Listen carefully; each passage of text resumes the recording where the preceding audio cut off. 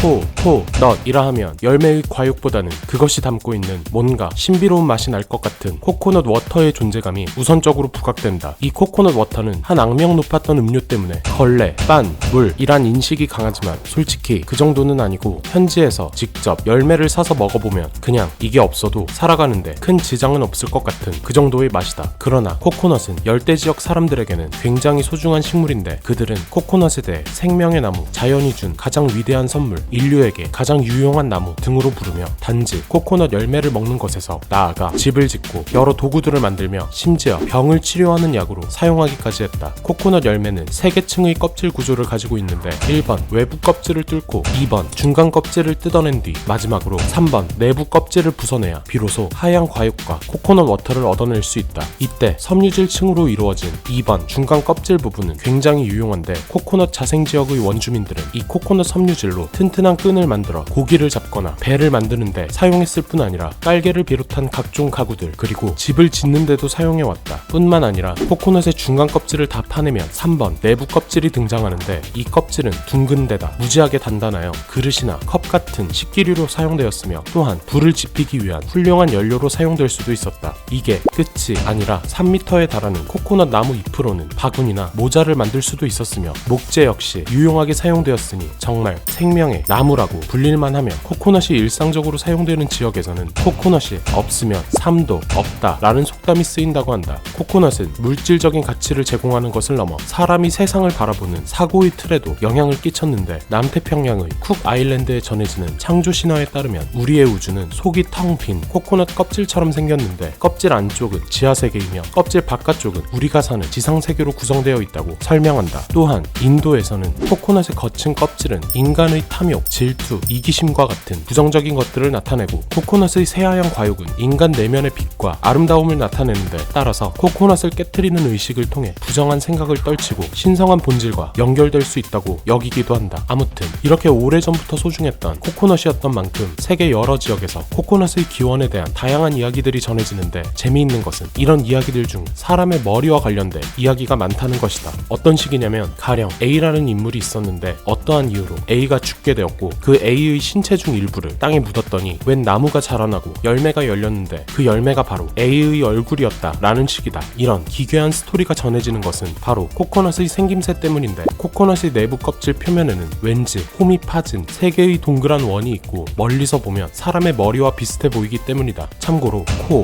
넛의 어원에 관해서도 원숭이 얼굴이란 뜻의 포르투갈어 코코에서 비롯되었다는 설이 있다. 암튼 코코넛이 더욱 개쩌는 부분이 있는데 바로 열매가 혼자서 바다를 건너 다른 섬이나 지역에 뿌리를 내릴 수 있는 능력을 지녔다는 것이다. 이는 바닷물의 염분에 대한 내성을 갖추고 물에 둥둥 뜨게 만드는 코코넛의 두꺼운 껍질 덕분에 가능한데 몇몇 연구에 따르면 코코넛은 바다 위에서 4개월 동안 둥둥 떠다녀도 좋은 땅을 찾기만 하면 뿌리를 내릴 수 있다고 한다. 1883년 인도네시아의 크라카타우라는 화산이 크게 폭발하여 36,000명의 사람들이 목숨을 잃었고 섬의 생태계를 초토화시켜 놨는데 7년이 지나자 섬의 해안에서 코코넛 나무들이 스멀스멀 자라기 시작했다는 기록이 있으며 1946년부터 약 10년 동안 핵폭탄 실험 장소로 사용되었던 비키니 섬에서는 핵폭탄 실험이 끝나고 9년이 지나자 외부로부터 들어온 코코넛들이 스멀스멀 자라났다고 한다. 이런 엄청난 전파력과 유용성 때문인지 무인도 이미지에는 섬이 얼마나 작든 코코넛 나무가 한두 그루쯤은 꼭 심어져 있는 것으로 표현된다. 코코넛은 자연적인 전파뿐 아니라 15세기부터 시작된 대항해 시대 동안 유럽인들에 의해서도 여러 지역으로 퍼져나가기 시작했다. 대항해 시대 이전에도 유럽인들이 코코넛의 존재를 알기는 했는데 다만 코코넛이 통째로 들어오진 않았고 아랍 상인들에 의해 코코넛 오일이나 껍질 정도만이 전해졌을 뿐이었다. 참고로 코코넛 껍질은 매우 화려하게 장식되어 교황이나 왕, 귀족들이 사용하는 고급진 컵 등으로 사용되었다고 한다. 13세기 이탈리아의 탐험가 마르코 폴로의 동방 견문록을 통해 코코넛 열매에 대한 다소 디테일한 정보들이 유럽에 전달되었고 이후 15세기 말 포르투갈의 탐험가 바스쿠 다 가마에 의해 온전한 코코넛 열매가 유럽으로 들어오게 된다. 안전한 식수 공급원에다 범선의 밧줄로서 훌륭한 재료, 거기다 과육까지 먹을 수 있었던 코코넛은 순식간에 유럽인들의 마음을 사로잡았고 이들은 항해를 할 때 코코넛을 싣고 다녔으며 아메리카, 아프리카 대륙 등지에서는 유럽인들의 코코넛 농장들이 농장들이 생겨나기 시작했다. 이후 코코넛은 열대 지역에서 그러했던 것처럼 엄청난 존재감을 뿜어내기 시작하는데, 코코넛 껍질은 국자, 스푼, 버튼 등이 재료로 사용되었고 옷을 짜거나 숯을 제조하는 데도 쓰였으며, 무엇보다도 코코넛에서 짜는 기름은